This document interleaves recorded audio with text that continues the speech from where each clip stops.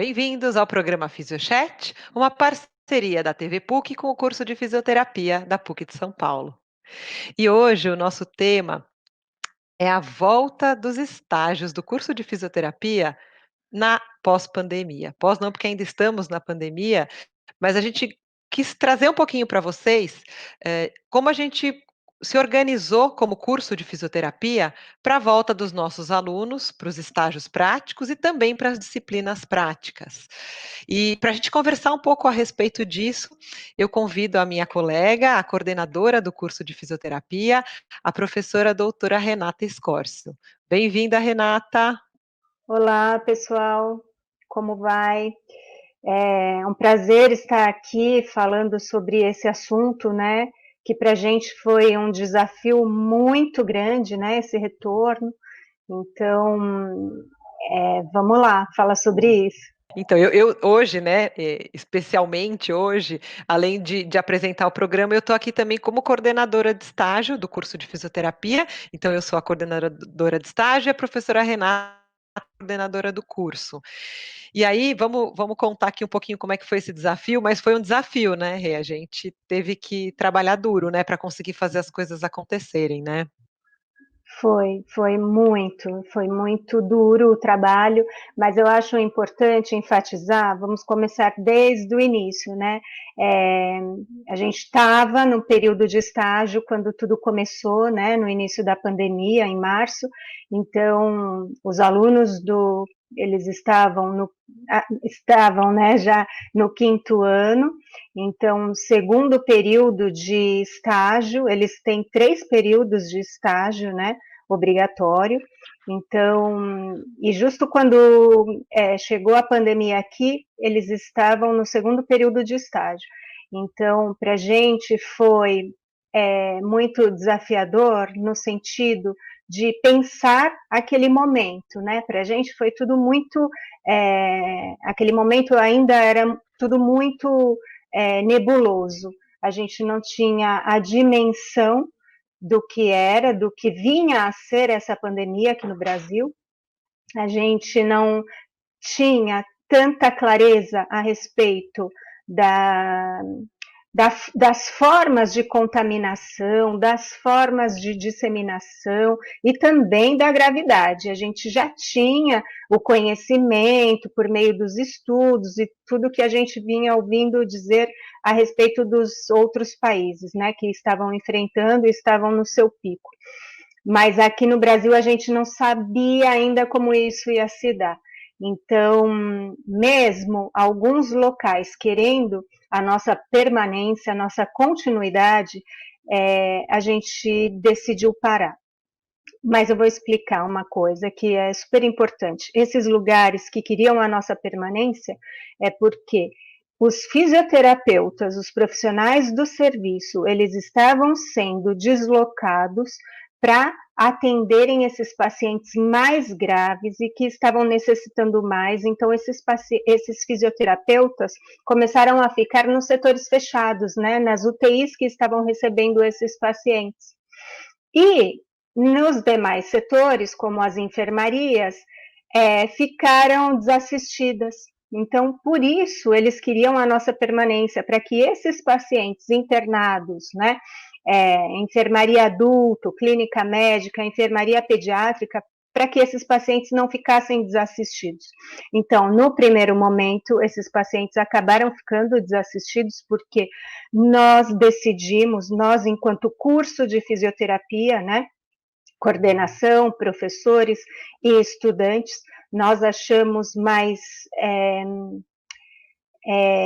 seguro, né? A gente, como estava tudo muito ainda obscuro, a gente achou prudente manter a segurança dos estudantes. Então, a gente saiu dos locais de estágio até o retorno que se deu agora em agosto. né? É, Então, então acho que o nosso primeiro grande dilema foi esse, né? Fizemos várias reuniões, o que que a gente vai fazer, os locais pedindo a nossa presença, principalmente os hospitais, em contrapartida, os locais que tinham idosos, os locais que a gente faz estágio de neurologia, esses locais foram fechando também. Então, alguns locais não deixavam a gente ir, por conta de terem os pacientes com fatores de risco, né? E por outro lado, outros locais precisando da nossa presença e a insegurança da gente mandar os alunos para lá, né? Os alunos estavam inseguros, e é o que a professora Renata falou.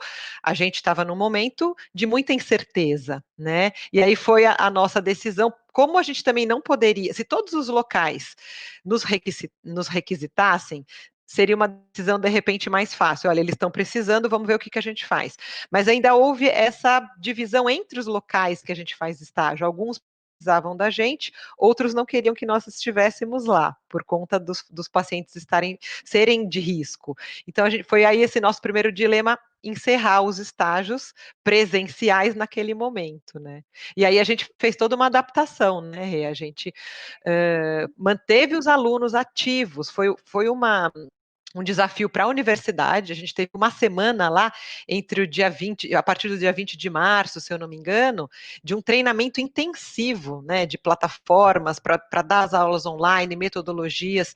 E aí a gente resolveu manter as atividades de estágio de alguma forma, né, para esses alunos não ficarem, porque os alunos do último período, eles fazem praticamente só estágio, né? E eles ficariam sem é, nenhuma aula. Então, a gente manteve um esquema de discussão de casos, de alguns teleatendimentos, para eles não ficarem parados, a gente trabalhar pelo menos a parte de estudo desses alunos, realmente, né? exatamente. Todos os supervisores de estágio mantiveram as reuniões periódicas com os grupos, né, com seus grupos respectivos, né, de estágio. Então, as discussões eram semanais, constantes, para que os alunos do quinto ano que estavam só no ambiente de estágio, só ali desenvolvendo a prática, para que eles não perdessem o contato, né, com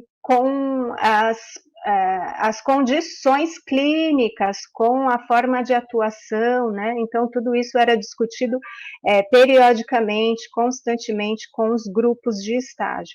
Então, a gente não perdeu o contato com eles.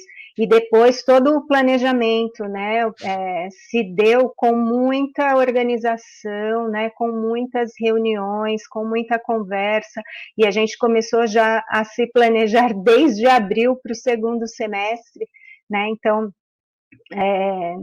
foi tudo muito bem pensado, né? E mesmo assim, o desafio continuou persistindo, porque a gente tinha ainda dúvidas, né, de voltar, não voltar, mas é importante também dizer que nós somos um curso da área da saúde, onde os fisioterapeutas, né, os profissionais estão na linha de frente do trabalho, né, nessa pandemia, com pacientes acometidos por Covid, então, em vários âmbitos, né? Então, tanto no âmbito hospitalar, quanto no âmbito ambulatorial e no atendimento na clínica também, porque esses pacientes ficam graves, né? Eles evoluem, os pacientes que necessitam de ventilação mecânica, que ficam uma longa data internados, né? Necessitam de ventilação mecânica, eles evoluem com a síndrome pós-Covid, né? Então, Sim, é sim, uma característica, né? Já o paciente que fica numa UTI, né? Ele já tem grande em ventilação mecânica, assim, esperado. Os estudos dizem que eles podem perder até 1 quilo de massa magra por dia de internação. Então, imagina, eles perdem muito peso, eles evoluem com sim, fraqueza né? muscular, déficit de equilíbrio, descondicionamento cardiorrespiratório. Então, até ele ter alta, ele vai precisar recuperar um pouco de todas essas condições, né? Para ele ter alta da UTI. Depois ele Sim, vai para a clínica médica, ele continua com o atendimento da fisioterapia. Depois ele tem que receber o atendimento ambulatorial, porque eles evoluem com muita fraqueza, com muita perda de peso, de massa magra, que é a musculatura, né? Então, o atendimento, o trabalho com a fisioterapia aí é constante e permanece por um bom tempo.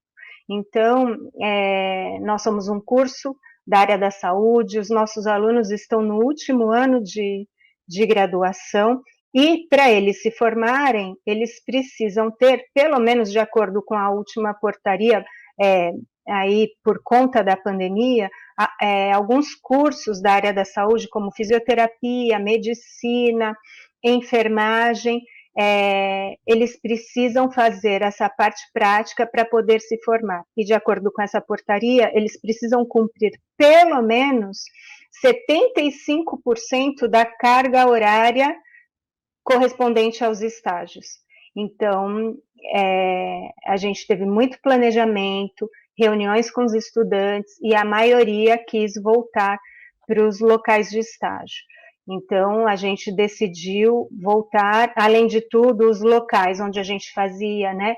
Teve muita organização, né? Assim, Sim, sim. a organização se deu em muitas dimensões, né? Então, nós, enquanto universidade, enquanto coordenação de curso, de estágio, juntamente com os outros professores que são supervisores de estágio, mais os estudantes, e Juliana pode dizer, com os locais de estágio, né, as conversas Sim, constantes e a sim. organização para o nosso retorno para cada local, e também É, nós, da área acadêmica, junto com os demais profissionais, né, administrativos da PUC, né, da segurança do trabalho, da sim. engenharia do trabalho. Então foi tudo muito organizado, porque aí entra a Foi. questão dos DPIs para cada lugar, né?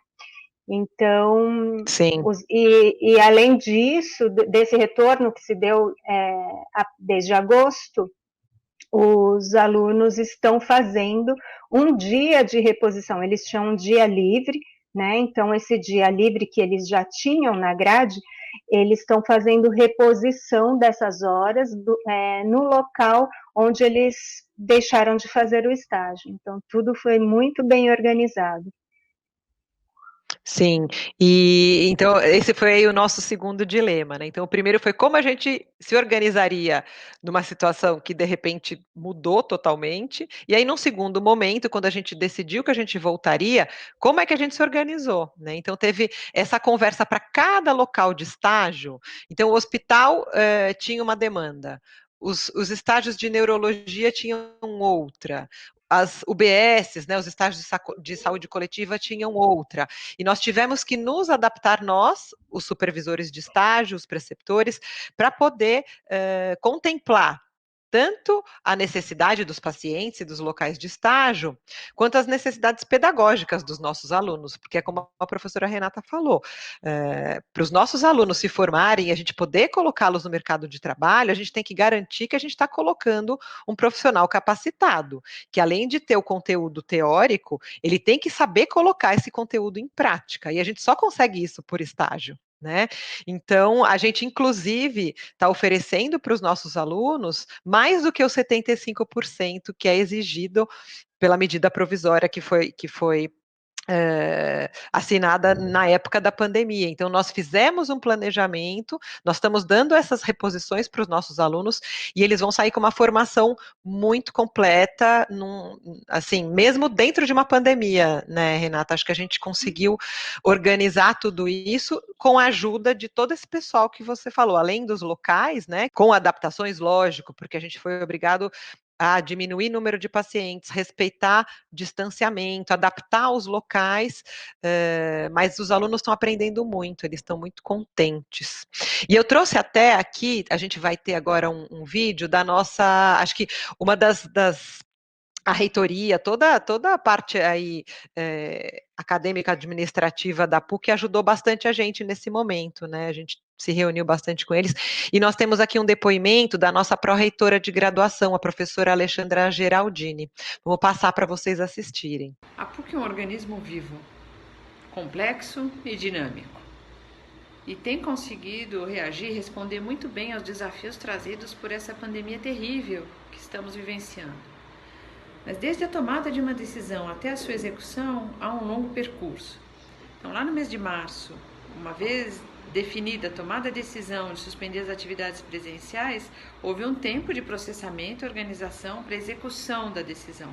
Não foi fácil, assim como não está sendo fácil retomar as atividades que devem ser necessariamente realizadas de forma presencial, seja nos nossos campi, por se tratar de atividades práticas, seja nos campos de estágio, em que temos ali uma prestação de serviço, uma formação em serviço importantes. Uma vez tomada a decisão, há todo um trabalho acadêmico que vem dos cursos, portanto, as áreas conversam entre si, são consultados e tomam as decisões os docentes responsáveis pelas atividades, coordenação de curso, coordenação de estágio, chegam até nós com a decisão tomada e aí nós fazemos a interface administrativa de forma a garantir a segurança e a integridade de todos os envolvidos nas atividades. Então, agora a gente assistiu, né, a professora Alexandra, ela foi muito importante para a gente, né, Renata, nessa retomada. Você especialmente teve um contato muito próximo a ela, né? Sim, foi muito importante até em relação aos EPIs, né, que a gente necessitava para esse retorno. Então, como você disse, para cada local de estágio, a gente tem 4 áreas de estágio, 4 grandes áreas que se subdividem, né? Então, os alunos são vários grupos em vários locais. Então, para cada local tem uma especificidade em relação aos EPIs. Então, por exemplo, numa área, no ambiente hospitalar, que é uma área mais infectada, onde circula, né, mais vírus, bactérias e tudo mais, então a gente tem a obrigatoriedade de usar certos EPIs que em outros locais não tem essa necessidade. Né? Então, tudo foi muito conversado, então teve que fazer uma quantificação de Foi uma quantos força-tarefa, alunos. né, que a gente fez lá nesses períodos pré-estágio, né? Foi uma Exato. operação super, uma força-tarefa mesmo, né? Quantos alunos tem no grupo, quantos EPIs de cada item, né, de EPIs eles vão utilizar para os atendimentos, então tudo isso foi quantificado, né, para que fosse passado para a pró-reitoria, né, de graduação, e ela avançasse com a nossa solicitação para a Fundasp. Então, isso demora também, né? Leva um tempo essa tramitação, né? Até a gente ter a aprovação. Então, e aí entra o pessoal da segurança do trabalho, da engenharia do trabalho, para saber se esses EPIs que eles têm lá são adequados para as áreas que a gente precisa. Então, tem especificação, né? Os tipos de EPIs, eles têm uma certa especificação. Por exemplo, no hospital, eles não aceitam se a gramatura do avental descartável for abaixo de 40, né? Então, tem todas essas especificações, e quem faz essa parte é o pessoal da engenharia do trabalho e da segurança do trabalho. Então, Sim. além da intermediação minha, enquanto coordenação, com a Alexandra, pró-reitora de graduação, ela fazia essa intermediação junto com o pessoal da segurança e da engenharia do trabalho, né? E aí, Inclusive, acho que é importante isso que você falou, porque num primeiro momento, né, o que a gente teve que calcular, né? Então, assim, para cada local de estágio, quantos alunos a gente tem? Quantos pacientes cada aluno vai atender? Se ele atende tantos pacientes, quantas máscaras, quantos aventais, quantas toucas? No final das contas, a gente até pensou num valor acima do que era necessário, a não ser para o hospital, e a gente foi ajustando. Então, agora a gente já sabe para cada local mais ou menos o quanto que a gente precisa. Mas a gente pensou na segurança do. Porque qual que é? Eu acho que daí é um outro dilema, né, Rei, que a gente conversou muito. A gente não podia colocar os nossos alunos em risco, né? Então a gente estava lá, respeitando as normas do local, respeitando as normas de segurança, e a gente tinha que garantir que esses nossos alunos estariam nesses locais com segurança, né? Então, essa foi uma outra um outro dilema, vamos dizer assim, ou outra, acho que eu não diria dilema, mas foi algo que a gente precisou aí pensar e conversar juntos, se reunir com os alunos, mostrar para eles que eles estavam que eles estariam no ambiente seguro e que a gente garantiria isso para eles, né? E aí eu acho que assim eles foram, no começo eu sentia que eles estavam mais inseguros. Quando eles começaram a frequentar os estágios, eu senti que eles relaxaram, e hoje, por exemplo, eu estava observando, eu falei, nossa, como eles estão soltos, como eles estão felizes, né, de terem voltado. É, então, e uma coisa também que a gente sempre deixou claro para eles, né, que a gente ia garantir ao máximo a segurança deles, mesmo não existindo risco zero, né? Não há risco Isso, zero. importantíssimo. Em todo local há risco, não só Sim, ali onde eles estão atuando no estágio, mas no transporte, não tem risco zero, né? A gente está numa sim, pandemia, mas a gente trabalhou muito para que todos os riscos fossem minimizados, né, o máximo possível. Então, oferecendo EPIs, então, como a Juliana falou, às vezes muito mais do que o necessário, né? Mas como eu falei também, tem locais que exigem mais, né? Então tem que ter sim, troca para cada, tem que ter troca de EPIs a cada atendimento. Então sim, é uma quantidade importante que a gente utiliza de EPIs. E tudo isso foi passado, né, muito claramente para os estudantes. Então, sim, e ao mesmo tempo, eles tiveram a oportunidade de escolher se quer continuar ou se não, se quer deixar para um outro momento. E nós tivemos sim, estudantes que optaram em não continuar, né? Então trancaram e vão voltar para o estágio no próximo ano. Né? Mas a gente observa, né, o quão importante é a presença deles nos locais de estágios, né? E eu fiquei o meu deu uma cortadinha aqui, mas voltou. Mas a gente teve poucos alunos que trancaram, né? sim, poucos alunos optaram em deixar para outro momento, a maioria está em campo, né? Isso é importante. E além disso, o mercado está muito aquecido para a área da fisioterapia, né? Mesmo não mesmo por conta também da pandemia, né? Então, no hospital onde a gente está, teve que entrar uma empresa além dos profissionais que já tinham lá, né? Contrataram muita gente, então o mercado está aquecido. Então tem essa questão também, né? Eu acho que é um momento os nossos estudantes eles estão percebendo o quanto a nossa profissão é importante. Nesse momento de pandemia, a presença do fisioterapeuta e o trabalho que a gente faz é fundamental, por todas as questões que você falou, inclusive dos pacientes que estão internados e daqueles que se recuperaram do Covid, eles vão se recuperar e muitas vezes eles têm sequelas que o fisioterapeuta vai atuar ali fortemente para recuperar esse paciente, né? Então, eu acho que é um Exatamente. momento de muita valorização da nossa profissão, né? E eles estão sentindo, eu acho que o bom é que eles estão ali na linha de frente, eles estão se sentindo muito valorizados e muito importantes nesse momento, né? Como estudantes e como futuros profissionais, né? Isso é muito importante para Renata, eles, você né? acredita que parece que não, mas parece que não, mas falta um minutinho para acabar a nossa live. Então, eu Ah, queria que você, como a coordenadora do nosso curso, deixasse aqui um recado final antes que a gente acabe aqui a nossa entrevista. Obrigada pela sua participação desde já. Foi muito bom a gente conversar aqui e levar a nossa experiência para as outras pessoas.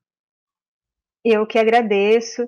E o meu recado é para que os estudantes aproveitem ao máximo aí os campos de estágio, o contato com os pacientes, né?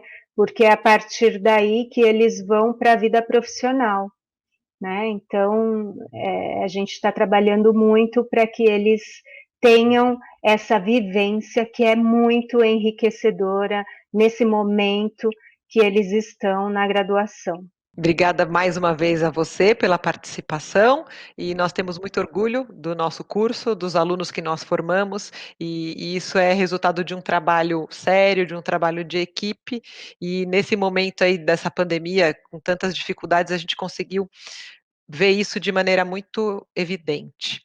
E então eu queria agradecer a presença de todos, vamos encerrando o nosso programa por aqui, nosso programa nas redes sociais, o Instagram e o Facebook.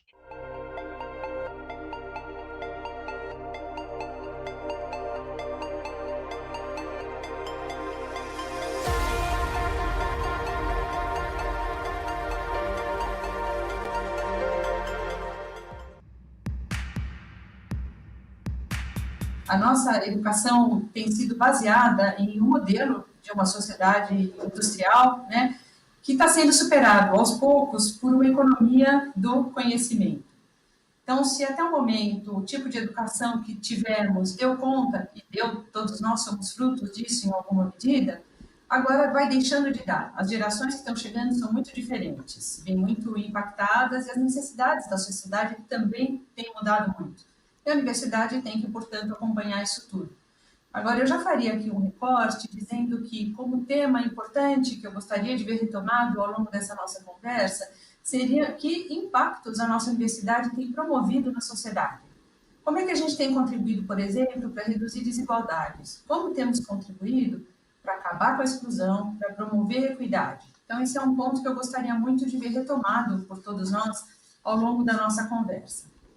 Para a PUC São Paulo, de forma específica, o cenário educacional contemporâneo traz muitos desafios, né, que compreendem desde redução de verbas públicas para instituições não públicas, comunitárias, até a presença de grandes grupos de investidores educacionais, cuja preocupação inicial primeira nem sempre é a educação, o avanço das tecnologias digitais da informação e comunicação, que mudam as formas de se relacionar, de se comunicar, com o conhecimento, com as pessoas, com as outras nações, deixando muito fluidas todas as fronteiras, né, entre o público e o privado, o profissional e o pessoal, os diferentes tempos. Então, a gente tem que lidar também com esse grande impacto que a sociedade está vivendo.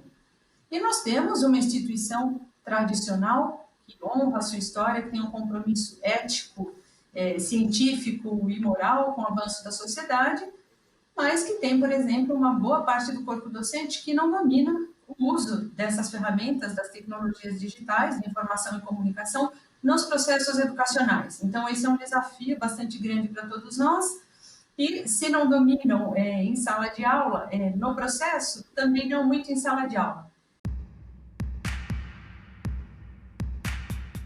Para enfrentar os desafios do nosso tempo, é preciso ousar. PUC São Paulo, mestrado e doutorado, inscrições abertas. São 29 programas de estudos pós-graduados e mais de 250 grupos de pesquisa. Curso nas áreas de ciências humanas, exatas e saúde. Corpo docente altamente qualificado. O processo seletivo será 100% online. Acesse pucsp.br.